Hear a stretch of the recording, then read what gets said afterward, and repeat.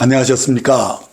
지난주에 1장 강해를 마치고 오늘은 2강으로 들어갈 생각이었는데 뭔가 이것만으로는 부족하다는 느낌이 들었습니다. 1장에서 반드시 다뤘어야 할 중요한 가르침이 빠졌다는 느낌이 들었는데 감사하게도 성령께서 그것을 보여주셨습니다. 그것은 주의 재림은 모든 사람이 일시적으로 볼 수 있도록 오시는 공개적인 재림만 있는 것이 아니라 도적같이 은밀하게 오시는 비밀스러운 측면도 있음을 말씀드리면서 그것이 왜 주의 재림을 준비하는데 진정으로 중요한 것인지를 정확하게 전달하지 못했다는 것을 보여주신 겁니다. 그래서 오늘은 이 부분을 보충하고 재정립해서 주의 재림은 이렇게 준비하라 라는 말씀을 나누려고 합니다. 마태복음 24장을 보면 주의 재림은 온 세상에 일시에 다 볼 수 있도록 오시는 공개적인 측면과 그 반대로 그 때와 시기는 아무도 알 수 없는 은밀하고 비밀스러운 측면이 함께 나옵니다. 그런데 저는 오랫동안 이 양면을 구분하지 않고 단지 36절에서 말씀한 대로 그날과 그때는 아무도 모르나니 하늘의 천사들도 아들도 모르고 오직 아버지만 아시느니라라는 이 말씀으로 주의 재림은 언제 오실는지 아무도 알 수 없다라고만 생각해 왔습니다. 그러나 성경을 세밀하게 살펴보면 주님이 도적같이 은밀하게 오시는 그것도 분명히 있습니다. 그런데 그것만이 아니라 모든 사람이 볼 수 있도록 공개적으로 오시는 때는 성경의 그 시점과 장소까지도 분명하게 계시되어 있다는 사실입니다. 마태복음 24장 15절을 보시면 그러므로 너희가 선지자 다니엘이 말하는 바 멸망에 가증한 것이 거룩한 것에 선 것을 보거든 읽는 자는 깨달을진저라고 하신 이 말씀을 보시면 그 때와 시기를 분별할 수 있도록 말씀해 주신 겁니다. 그래서 바울 사도도 데살로니가후서 2장 3절에 누가 어떻게 하여도 너희가 미혹되지 말라. 먼저 배교하는 일이 있고 저 불법의 사람 곧 멸망의 아들이 나타나기 전에는 그날이 이르지 아니하리라 라고 그리스도의 재림의 시기가 언제인지를 적어도 낮의 아들들은 다 알 수 있도록 하신 겁니다. 언제입니까? 멸망에 가증한 것이 거룩한 것에 선 것을 볼 때 곧 적그리스도가 자기 형상을 성전에 세워놓고 거기에 강제적으로 경배하게 하고 666 짐승의 표를 받지 않는 자들은 누구든지 목배임을 받게 하는 대환란이 시작되면서 그 시점이 끝나갈 무렵에 그때 바로 하늘로부터 구름 가운데 공개적으로 나타나셔서 세상의 모든 사람이 이 땅에 오시는 주 예수님을 볼 수 있도록 그 오시는 시점과 장소가 명확하게 예언되어 있다는 것입니다. 하지만 마태복음에 아무도 모르게 도적같이 오신다는 말씀들이 여러 번 나오고요. 또한 계시록에도 역시 도적같이 오신다는 말씀이 나옵니다. 계시록 3장 3절에 내가 도둑같이 이르려니 어느 때 내게 이르는지 내가 알지 못하리라 하셨고 16장 15절에도 보라 내가 도둑같이 오리니 누구든지 깨어 자기 옷을 지켜 벌거벗고 다니지 아니하며 자기의 부끄러움을 보이지 아니하는 자는 복이 있도다라고 말씀하고 있습니다. 자, 그런데 그러면 왜 주님은 도적같이 오신다라고 말씀하신 것일까요? 이는 주님이 아무도 모르게 살짝 그러니까 은밀하게 오셔서 주님이 필요로 하시는 귀한 보물을 가져가시겠다는 말씀인 것이죠. 마태복음 24장 40절 41절을 보시면 그때 두 사람이 밭에 있음에 한 사람은 데려가고 한 사람은 버려둠을 당할 것이요 두 여자가 맷돌질하고 있음에 한 사람은 데려가고 한 사람은 버려둠을 당할 것이다 라고 하신 말씀을 보면 주 예수님이 공중에 은밀하게 오셔서 아무도 모르는 사이에 공중으로 누군가를 데려가신다는 말씀입니다. 그러면서 이 휴거에 대해서 이제 이어지는 이 42절에서 44절 말씀을 보면 어떤 자들이 이렇게 살짝 데려감을 당하는 이 휴거에 해당되는 사람인가를 보여주고 있습니다. 말씀을 보면 그러므로 깨어있으라. 어느 날에 너희 주가 임하는지 너희가 알지 못함이니라. 너희도 아는 바니 만일 집주인이 도둑같이 어느 시각에 올 줄로 알았더라면 깨어있어 그 집을 뚫지 못하게 하였으리라. 이러므로 너희도 준비하고 있으라. 생각하지 않은 때에 인자가 오리라 라고 말씀하신 것을 봅니다. 자, 그런데 여기서 그 시점은 주님 자신도 알 수 없다라고 하셨습니다. 왜 그러냐면 주님이 초림하실 때도 보내심을 받았지만 재림 때도 역시 주님이 보내심을 받은 분이시기 때문에 그 시점은 오직 보내신 자 하나님만이 알고 천사들도 본인 자신 예수님 자신도 모른다고 말씀하셨던 것입니다.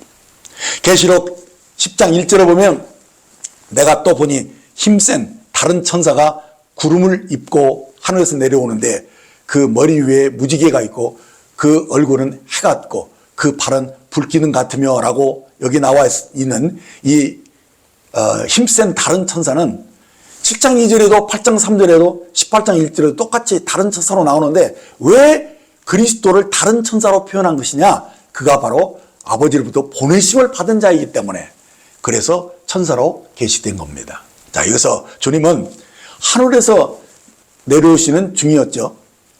이 시기는 아마 6째 낫발이 풀리고 7째 낫발이 울리기 전일 것입니다. 이때 주님은 구름을 입고 오신다고 하셨고 그러니까 아직은 구름을 타고 이 땅에 내려오시는 것은 아니라는 사실입니다. 이는 주님이 은밀하게 공중으로 그 구름 가운데로 오신다는 말씀이죠.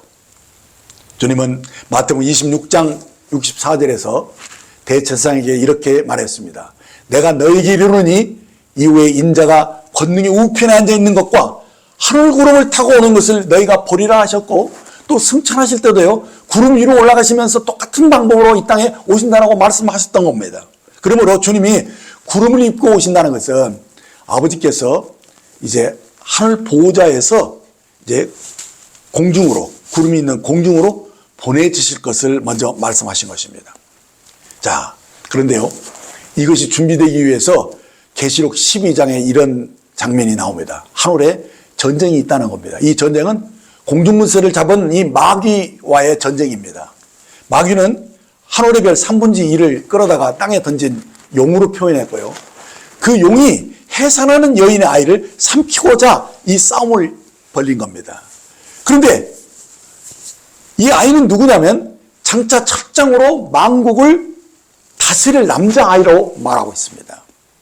자, 그런데 놀랍게도요 여기서 하나님이 이 남자아이가 태어나자마자 용이 삼킬 수 없도록 그 남자아이를 하나님의 보좌 앞으로 올라가게 하시는 장면이 나옵니다. 그리고 이제 이 하늘의 전쟁에서 미가엘과 그 사자가 용들과 더불어 싸울 때 용과 그의 사자들이 결국은 이 미가엘에게 밀려서 공중에 있을 곳이 얻지 못하고 땅으로 쫓겨나가는 것을 보게 됩니다. 이것은 주님이 공중에 오실 수 있는 이 준비가 미가엘로 인해서 다 완료되어 있는 모습을 보여준 것입니다.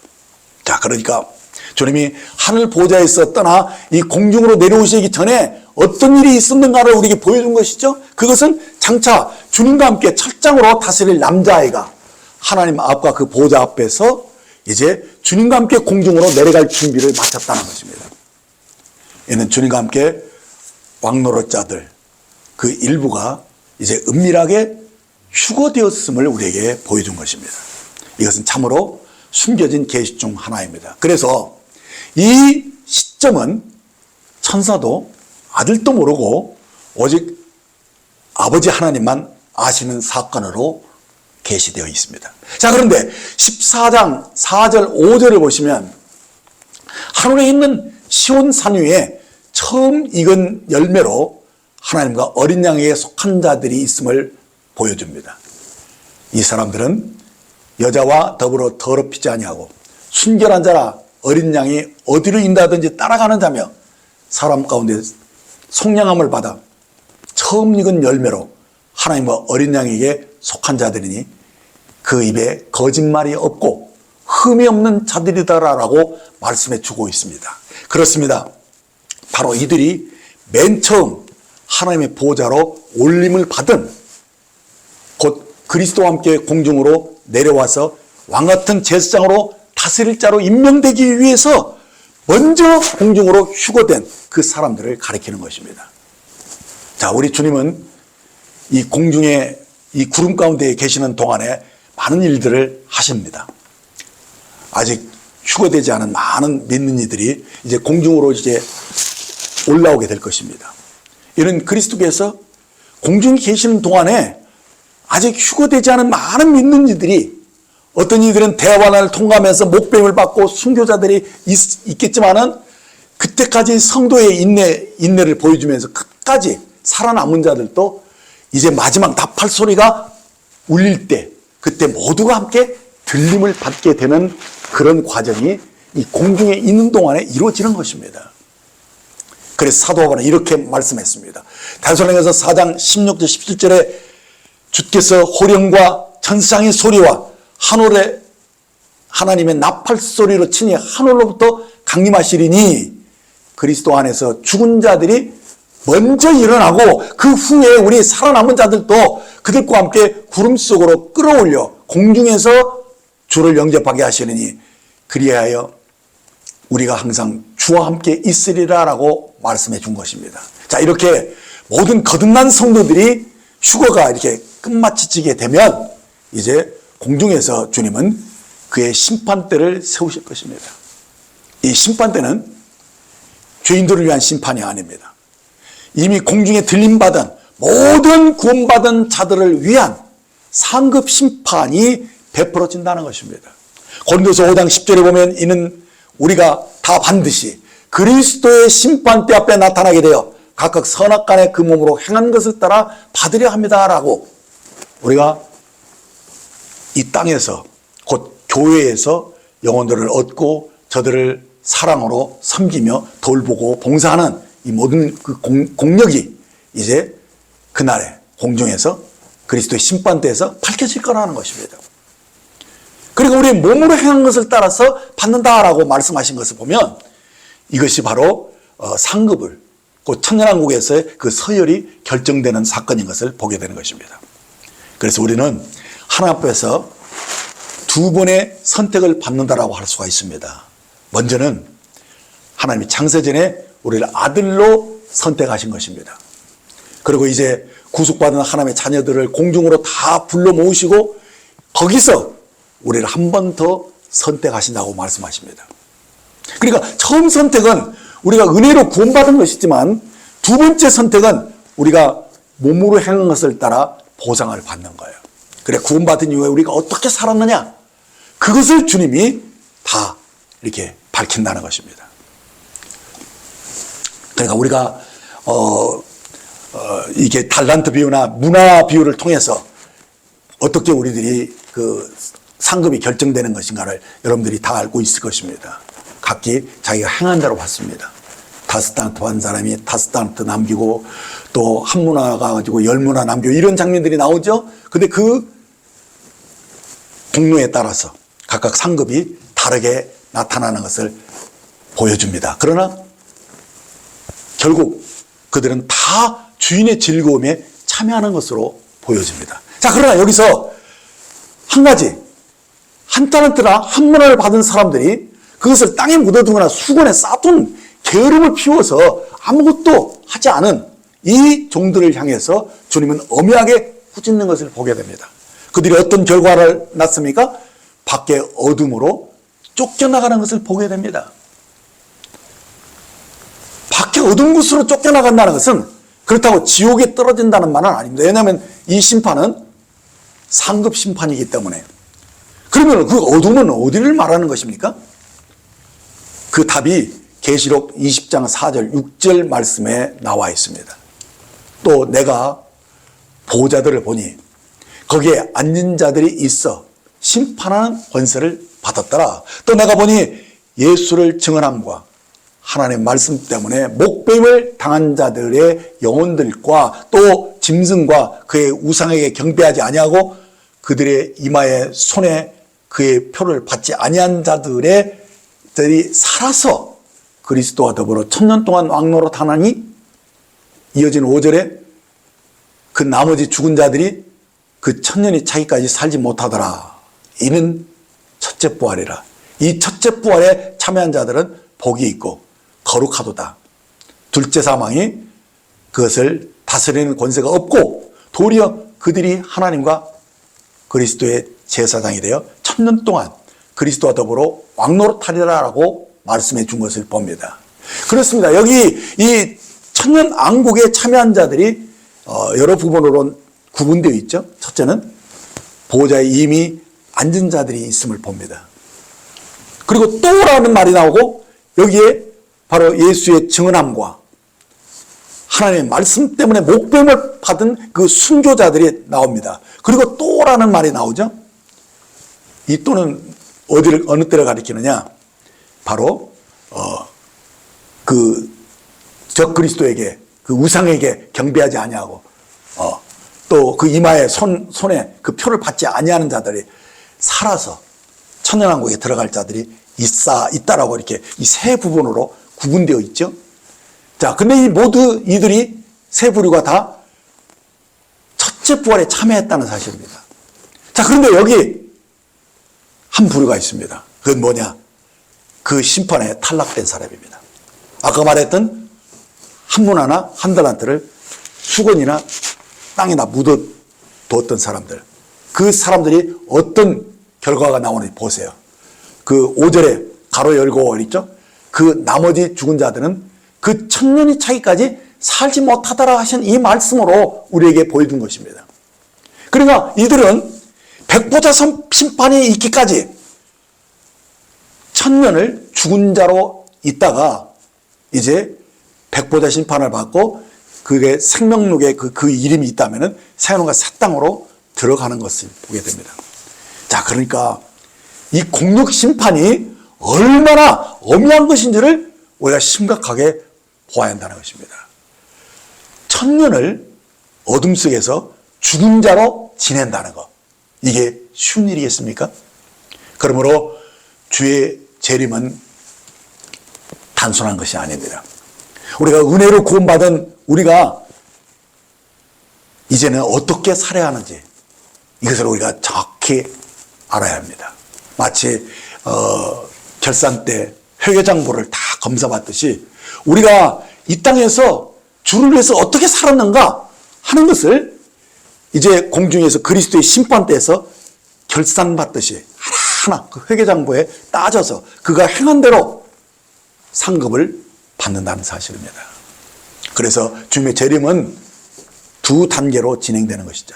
첫 단계는 그리스도가 하늘 보좌를 떠나서 구름이 쌓인 그 공중으로 내려오시면서 거기서 있는 동안에 성도들이, 휴거되어 있는 성도들이 상급이 그리스도의 심판대에서 결정되는 것입니다.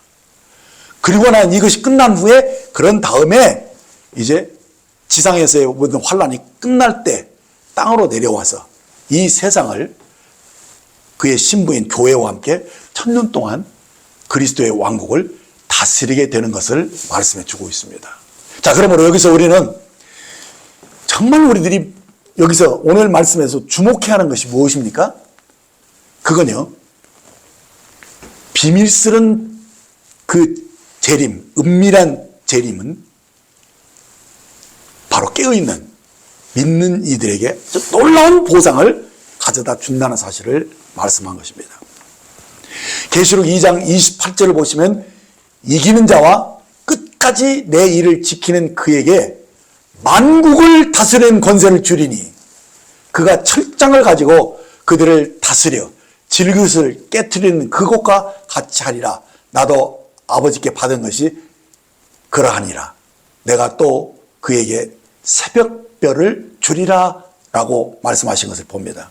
자, 그런데요, 말라기 4장 2절을 보시면요, 내 이름을 경외하는 너에게 공의로운 해가 떠올라서 치료하는 광선을 비추리니 너희가 나가서 외양간에서 나온 송아지같이 뛰리라 하신 이 말씀을 보게 되면 여기서 새벽별이 이제 나오고 뒤에는 태양이 떠오르는 것이 나오는데 이 새벽별과 태양의 나타남 사이에 커다란 차이가 있다는 것을 보여줍니다.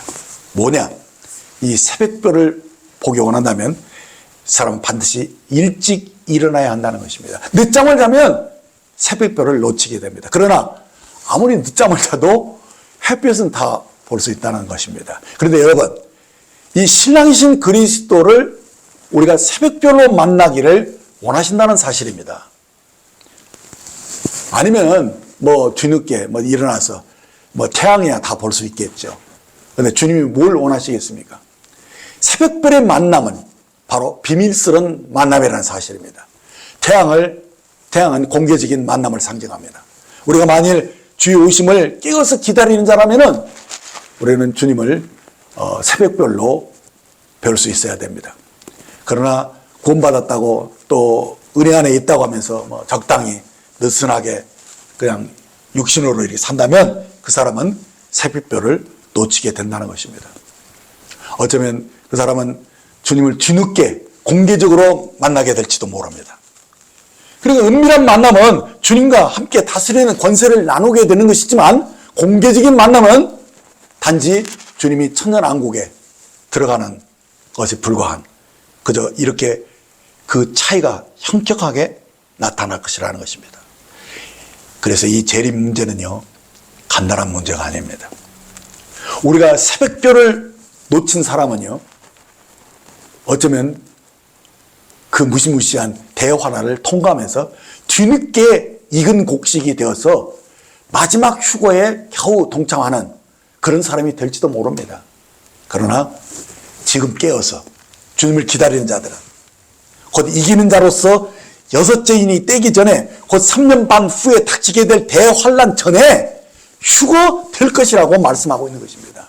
그러니까 그리스도께서 공중에서 내려오실 때와 그 땅으로 내려가시는 때 그 사이에 그 간격이 있는데 이 간격 속에서 주님은 성도들의 휴거를 다 마치시는 것입니다. 그래서 그리스도의 심판대에 다 모여서 그 심판대를 거쳐서 이제 그가 이기는 자로 선택받은 사람들이 적그리스도와 싸우러 나아가는 그리스도의 군대가 되는 것입니다.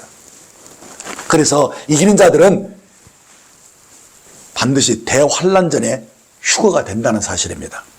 그러므로 이 새벽별의 은밀한 만남과 공의로운 이 해로 만나는 이 공개적인 만남에는 엄청난 차이가 있다는 것을 아셔야 할 것입니다.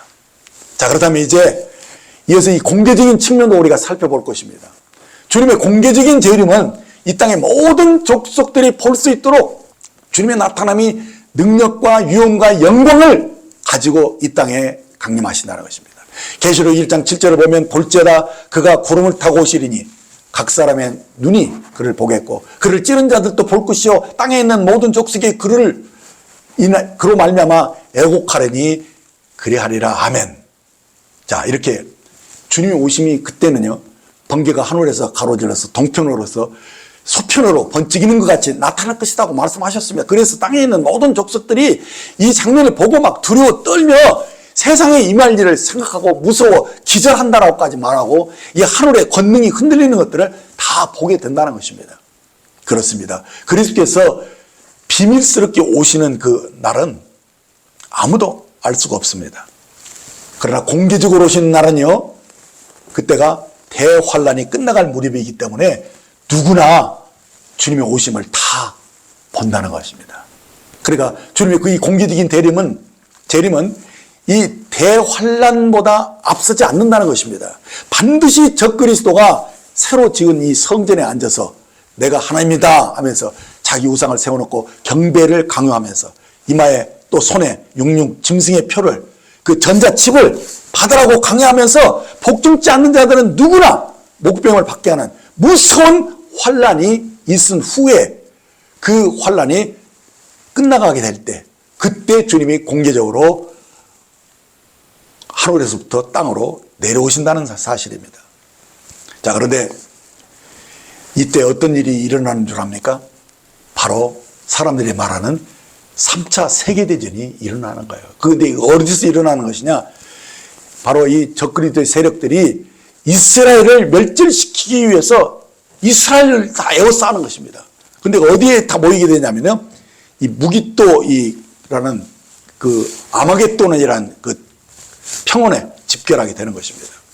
그래서 극동에서 1만만의 군대가 유프라데스 강을 건너오게 되고, 또 북쪽에서 그리고 유럽에서 엄청난 군대가 이 무기또 평원에 모인다는 것입니다. 자, 이렇게 해서 이스라엘을 완전히 포위해서 그들이 피할 길이 없도록 만들어서 거기서 이스라엘을 멸절시키려고 하는 이 중대한 시기에 놀랍게도 주님이 그때 번개처럼 나타나셔서 이 적그리스도를 일시에 전멸시키는 장면들이 나옵니다. 아마 핵이 터지는 것으로 분별이 됩니다.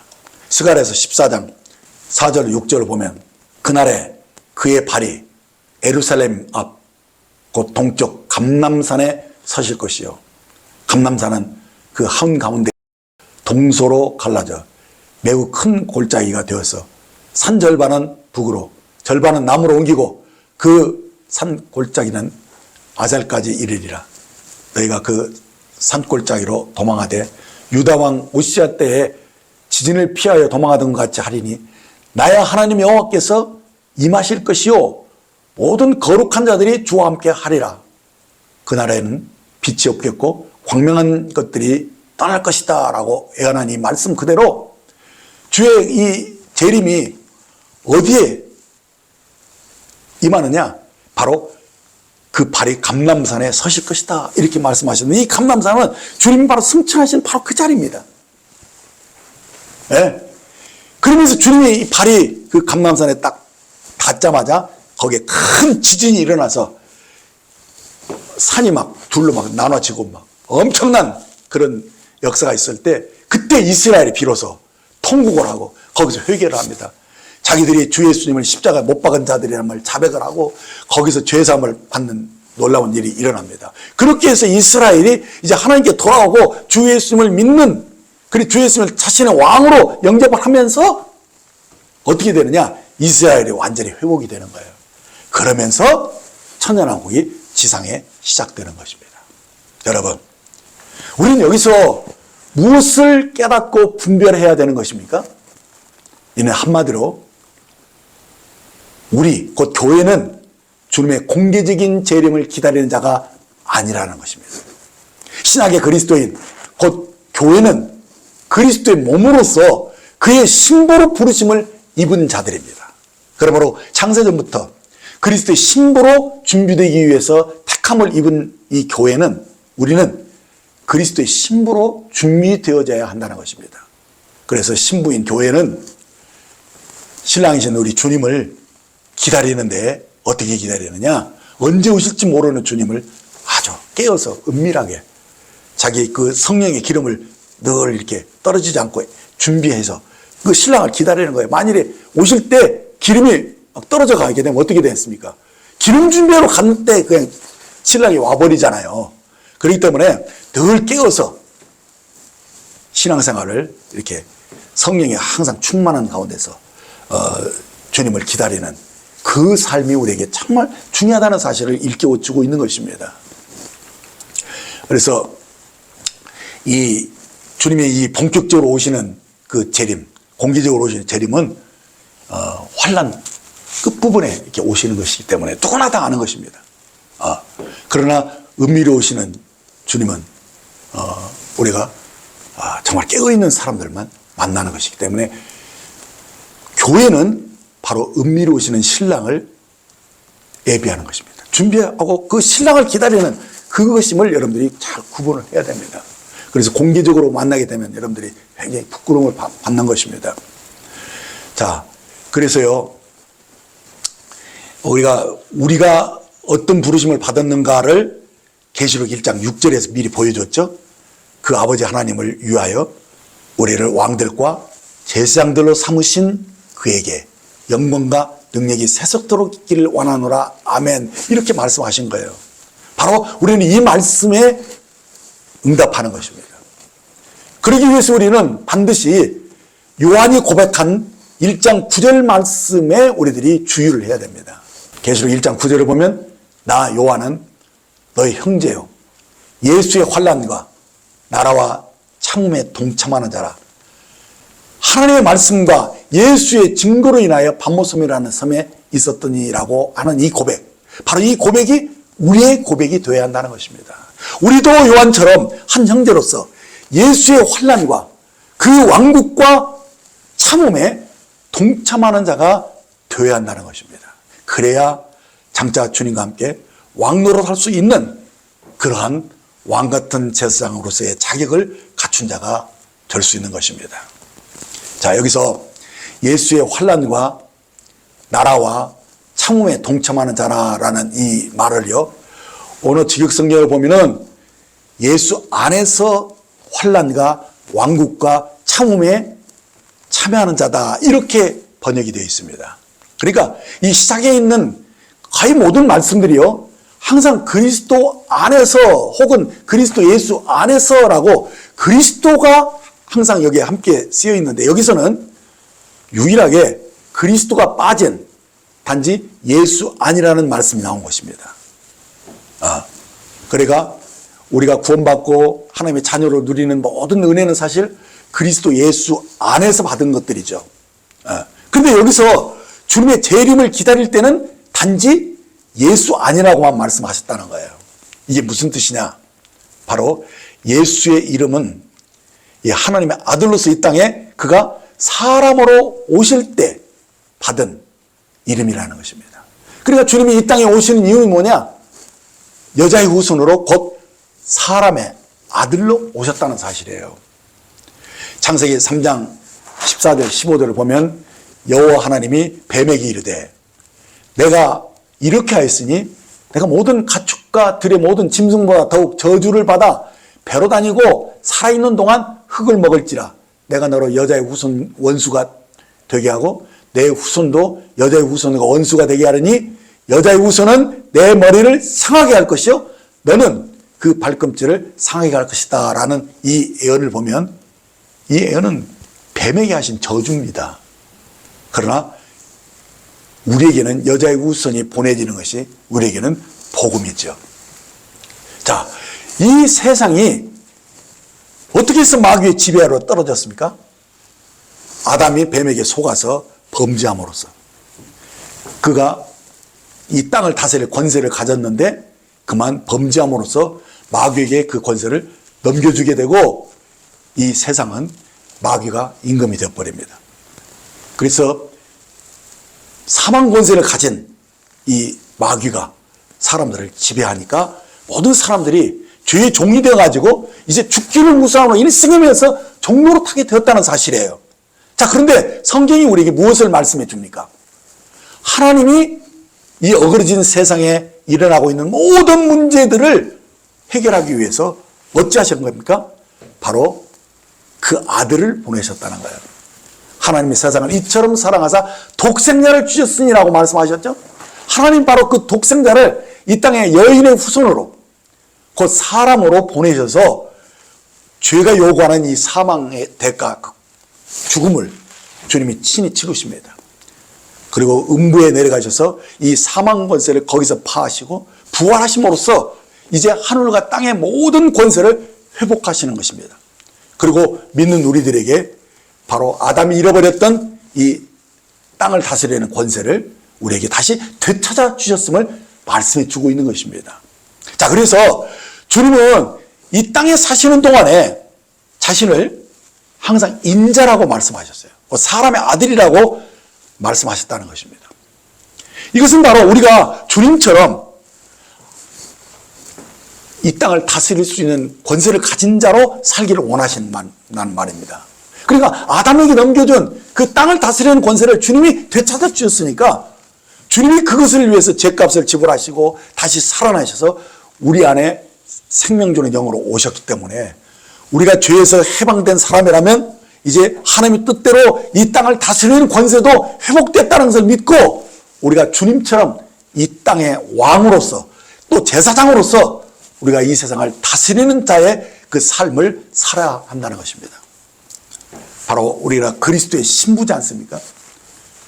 곧 주님과 한 몸을 이룬 사람들이 주님과 연합된 몸을 가졌죠. 그렇기 때문에 주님처럼 살 수 있다는 거예요. 그래서 주님이 마귀를 다스리고 또 이 세상을 모든 악한 영역들을 주님이 다 다스릴 수 있었던 것처럼 우리가 바로 그런 삶을 살 수 있음을 앞장서서 보여줘야 된다는 것입니다. 이것이 바로 우리들의 정체성이고 우리의 부르심인 것입니다. 베드로전서 2장 9절 10절에 보면 그러나 너희는 택하신 족속이요 왕같은 제사장들이요 거룩한 나라여 그의 소유된 백성이니 이는 너희를 어두운 데서 불러내어 그 기이한 빛에 들어가게 하신 이의 아름다운 덕을 선포하게 하려 하십니다.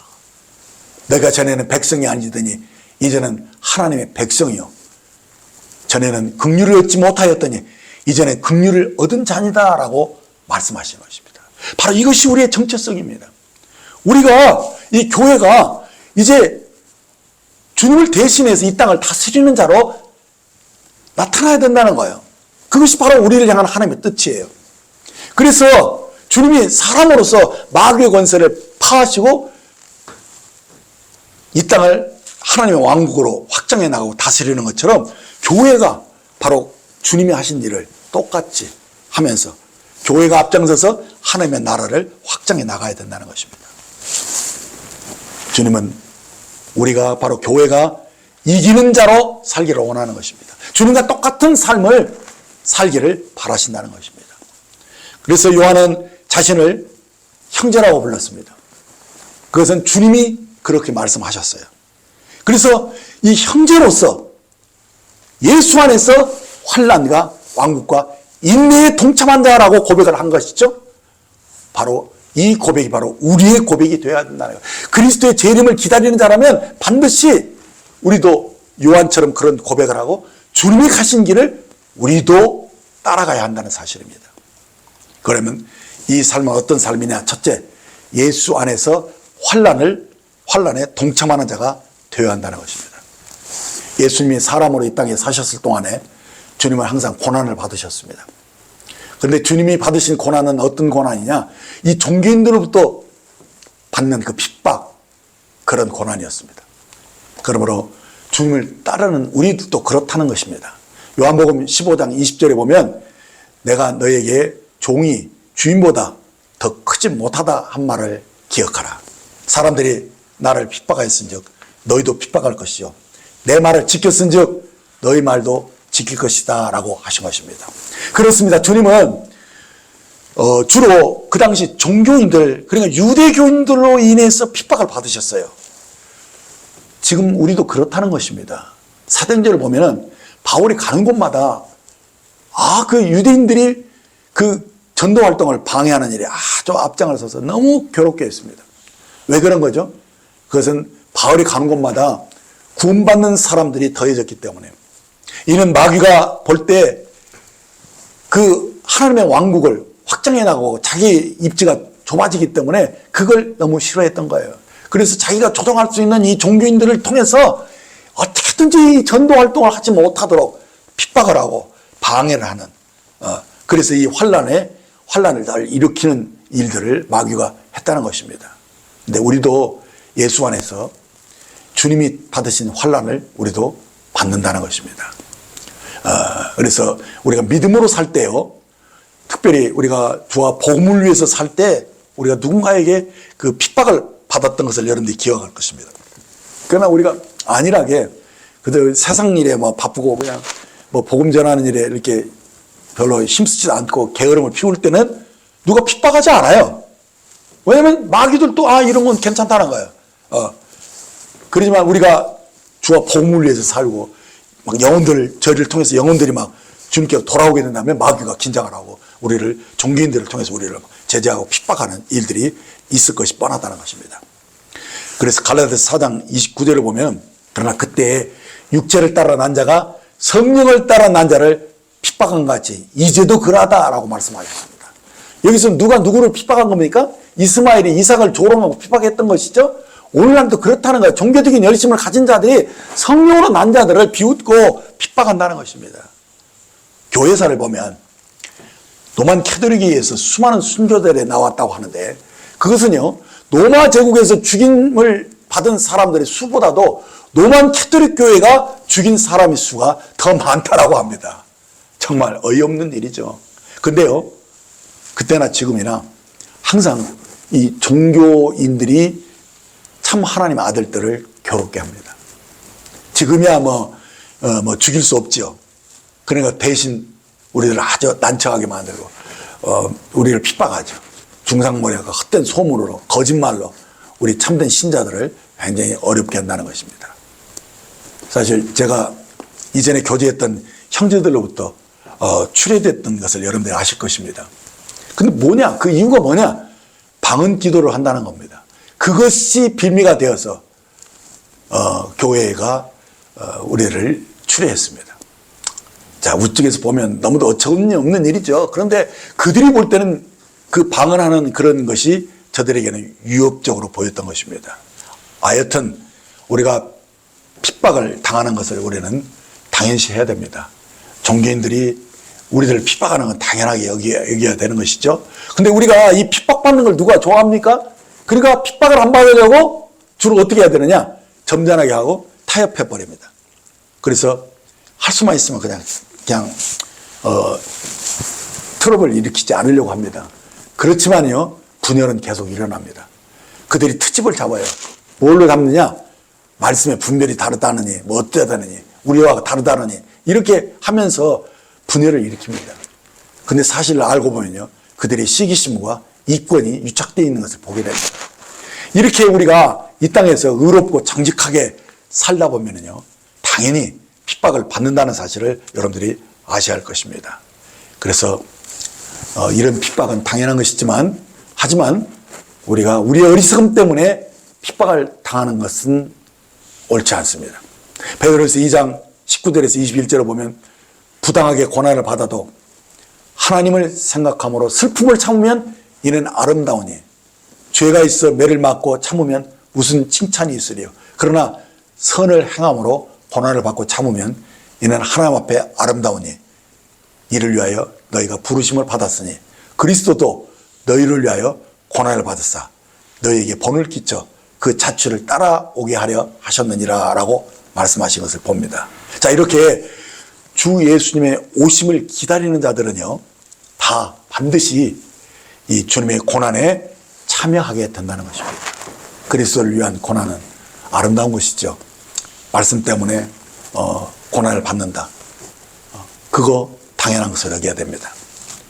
또 그러나 우리가 고난 안 받으려고 타협하거나 또 핍박받는 것을 피하기 위해서 우리가 점잖하게 복음 전하는 것도 잘 않고 이렇게 된다면 좀 부끄럽게 되는 것이죠.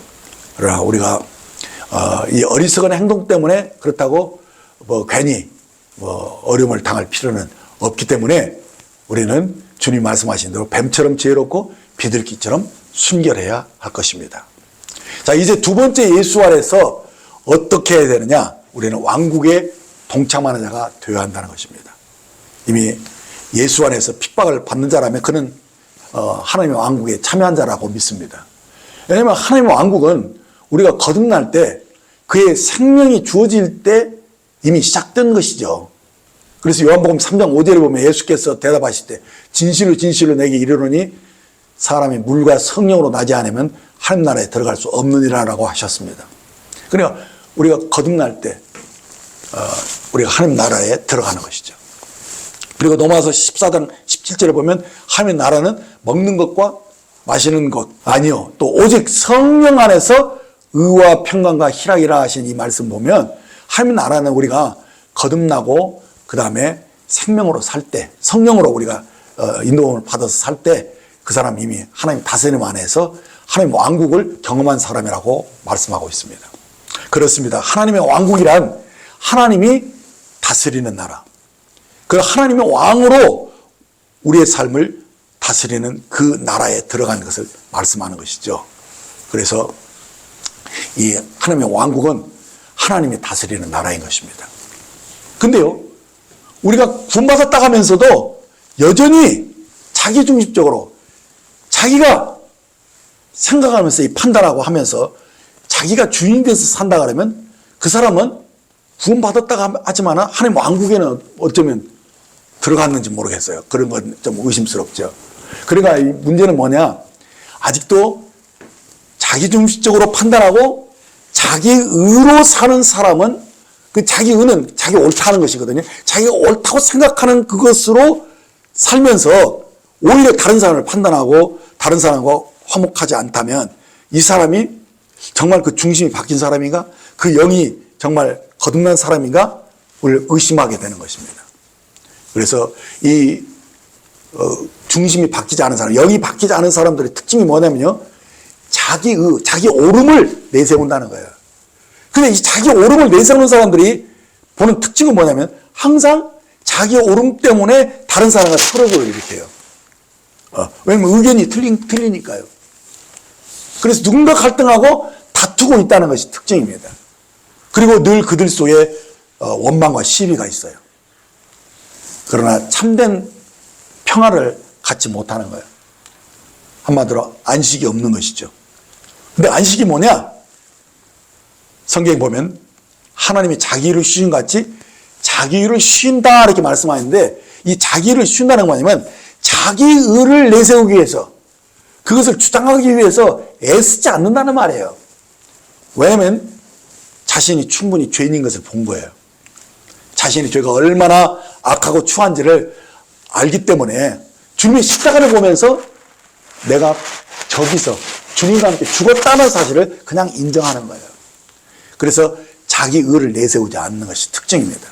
그것은 뭐냐? 자신을 십자가에서 죽은 자로 여기는 거예요. 그래서 그리스도의 의를 사모하고 그 의에 순종하는 삶을 살게 되는 거예요.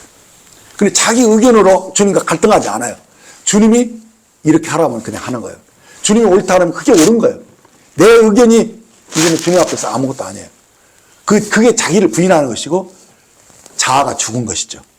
그렇죠? 그래서 그 사람은 주님의 다스림 속에서 성령님이 이끄시는 대로 말씀으로 그냥 순종하면서 사는 사람이 그 사람이 바로 하나님의 왕국에 들어온 사람이라는 거예요. 그래서 우리가 그 왕국에 동참하는 자가 되라는 말의 그 의미가 그것인 것입니다. 이제 마지막으로 주의 재림을 기다리는 자는 주님 안에서 인내에 동참을 해야 한다는 것입니다. 히브리서 12장 2절 3절을 보면 믿음의 주요 또 온전케 하시는 이의 예수를 바라보자. 그는 그 앞에 있는 기쁨을 위하여 십자가를 참으사 부끄러움을 개의치 아니하시던지 하나님 보좌 우편에 앉으셨느니라. 너희가 피곤하여 낙심하지 않기 위하여 죄인들이 이같이 자기에게 거역한 일을 참으신 일을 생각하라 라고 말씀하셨습니다. 주님은 그때도 또 이 당시에도 많은 이들이 이 거역과 조롱과 핍박을 견디면서 결국 능욕의 십자가를 지고 죽으셨지 않습니까? 근데 오늘날에도 주님은 많은 사람들이 주님을 반대하고 있습니다. 안 믿어요. 주님을 반대하고 조롱하고 또 거역하기까지 합니다. 네. 그래서 주님은 오늘날에도요, 털가둥지 앞에서 잠자면 어린 양처럼 그저 참으시는 분입니다. 이제 주님의 재림을 기다리는 우리도요, 이제 주님처럼 우리가 거역하는 자들, 주님 안 믿는 사람들, 또 믿는다고 하면서도 육체로 믿기 때문에 늘 다 갈등을 일으키는 이런 사람들을 향해서 우리가 오래 참고 인내하는 그런 사람들로 주님의 성품으로 우리가 나타나야 할 것입니다. 우리가 그리스도 안에 거할 때 바로 우리는 주님의 고난과 인내를 짊어질 수 있다는 것입니다. 지금도 온 세상은 주님을 반대하고 거역하고 있지만 주님은 저들과 싸우지 않으십니다. 주님은 온유하고 겸손하신 분이었습니다. 오래 참으시는 분이십니다. 그러므로 우리도 주 안에서 바로 온유하고 겸손한 자로 그리고 오래 참는 자로 나타나야 할 것입니다. 이것이 주님의 재림을 기다리는 자들의 삶의 자세일 것입니다. 이제 마지막 한 말씀 보고 오늘 말씀을 마치는데 여기에 오늘 말씀의 결론이 나옵니다. 디모데후서 2장 11절 13절을 보십시오. 미쁘다 이 말이에요. 우리가 주와 함께 죽으면 또한 함께 살 것이요. 참으면 또한 함께 왕노릇할 것이요. 우리가 주를 부인하면 주도 우리를 부인하실 것이라. 우리는 믿음이 없을지라도 주는 항상 믿으시니 자기를 부인하실 수 없으시리라. 아멘. 예. 자, 이것이 오늘 말씀의 결론이라고 할 수 있는데, 참, 우리가 어떤 자세로 주님의 재림을 기다려야 하겠습니까? 예. 우리는 주님 앞에서 죽은 자로. 그게 하나님 왕국에 참여하는 비결이죠. 주님이 그럴 때, 우리가 죽어서 자기가 부인되었을 때 주님 우리를 다스릴 수 있으니까 우리가 죽으면 또한 함께 살 것이다 하는 사실을 믿는 것입니다. 그리고 또 뭡니까? 결국은 우리가 주님 오실 때까지 잘 인내하고 참아야 합니다. 그래서 성경에는 인내의 말씀을 지키는 자들 이렇게 말씀하고 있는 것인데, 우리가 이렇게 참으면 그날에 주님과 함께 왕노릇할 것이 약속되어 있는 것을 보게 됩니다. 아무처럼 우리가 주님의 핍박과 왕국과 인내에 동참하시는 데가 되셔서 주님의 재림을 기다리면서 우리가 왕같은 제사장으로 또 주님과 함께 이 땅을 다스리는 그런 자격 있는 왕같은 제사장으로 준비되는 그리스도 신부가 되시기를 주님의 이름으로 축원합니다. 기도하겠습니다. 하나님 아버지, 저에게 아들의 생명을 주셨고 이제 성령으로 살게 하심으로 인하여 저희가 하나님의 왕국에 들어오게 된 것을 감사드립니다. 저희는 지금 주님이 다시 오시기는 그 기다리고 있는 그 신부로서 깨어있는 자가 되기를 간절히 원합니다. 주님을 새벽별로 만나기를 원합니다. 그러므로 저희가 다가오는 이 천년왕국에서 왕같은 제사장으로 주님과 함께 이 땅을 다스리는 자로 세움을 입기를 원하오니 우리를 하여금 이 땅에 있는 동안에 곧 주의 몸된 교회 안에서 우리가 영혼들을 얻고 그들을 돕고 세우며 앞장서서 이 하나님의 왕국을 세우는 일에 우리가 헌신할 수 있게 해주시고, 주님, 저희가 이 주님의 몸으로서 만물을 충만케 하는 자의 충만이 되게 하셔서 주님, 저희들을 통해서 주님의 나라가 확장되어지고 이 땅이 주님이 다스리는 나라로 변화될 수 있는 그런 놀라운 은혜가 나타나기를 원합니다. 주님, 저희들에게 땅을 다스리는 권세를 이미 회복해 주셨다고 말씀하셨사오니 이제 우리들이 이제 왕같은 제사장으로서 이 땅에서 이 교회 안에서 그 제사장의 삶을 살고 왕으로서 모든 환경을 극복하고 다스리는 이기는 자로서의 삶을 충분히 살 수 있도록 도와주십시오. 우리가 성령이 충만한 증인이 되어서 주님 주와 복음을 위해서 주님 이 늦은 비의 역사 속에서 한 영혼이라도 더 얻고 그들을 제대로 삼는 일에 저희들이 동참할 수 있도록 은혜를 베풀어 주시기를 간절히 원합니다. 주님, 이제 주와 복음을 위해서 우리가 핍박받는 것을 기뻐하게 하시고 또 하나님의 왕국에 동참하셔서 정말 왕으로서 주님 이 땅을 다스리는 훈련을 하게 하시고 또 주님 오실 때까지 우리가 인내의 말씀을 지키고 모든 사람을 향해서 오래 참고 인내에 동참하는 자가 되기를 원합니다. 주님 감사합니다. 항상 우리가 성령이 충만한 자가 되어서 이 증인의 삶을 충실히 살기를 간절히 바라면서 우리 주 예수님의 이름으로 기도합니다. 아멘.